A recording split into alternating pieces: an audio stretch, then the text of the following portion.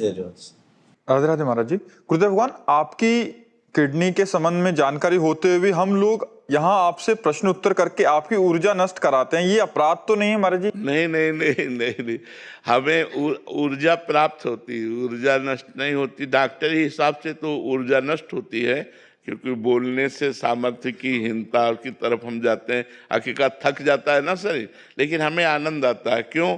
क्योंकि अगर एक सुधर गया तो हमारा जीना सार्थक हो गया।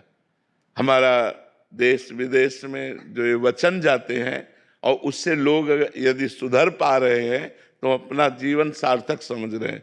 सोचो, जो किडनी फेल है वो हमको बिस्तर में पड़ाए रखती, आज भगवान ने कृपा किया है कि ऐसी स्थिति में भी हम बैच 3 बैच 4 बैच प्रश्नोत्तर करते हैं और जो पूरी दिनचर्या कर पा रहे हैं।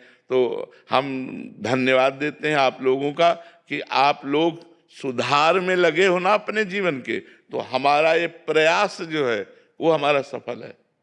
समाज का परिवर्तन भी होता होगा, तो उसमें अगर 10,000 लोग अपने आचरण सुधार लिए तो हमारा बोलना सार्थक हो गया कि नहीं हो गया? सुधर रहे हैं कि नहीं सुधर रहे? समाज में परिवर्तन हो रहा है कि नहीं हो रहा? तो हमारी ऊर्जा काम कर रही है।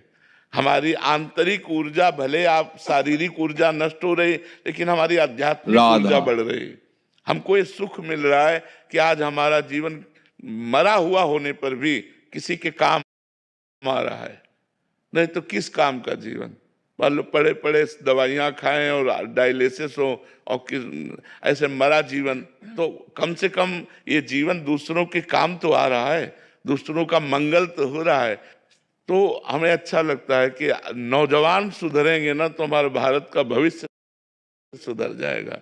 जो नौजवान व्यसन, व्यभिचार, गंदी आदतों में फंस रहे हैं, हिंसा, चोरी, व्यभिचार में जा रहे हैं, वही लौट करके यदि सत्संग सुनने लगे, वही लौट करके अध्यात्म में चलने लगे, तो हम अपना जीवन सार्थक मानते हैं कि हमारा शरीर धारण करना सार्थक हो गया। तो आप लोग हमें धन्य कर रहे हैं।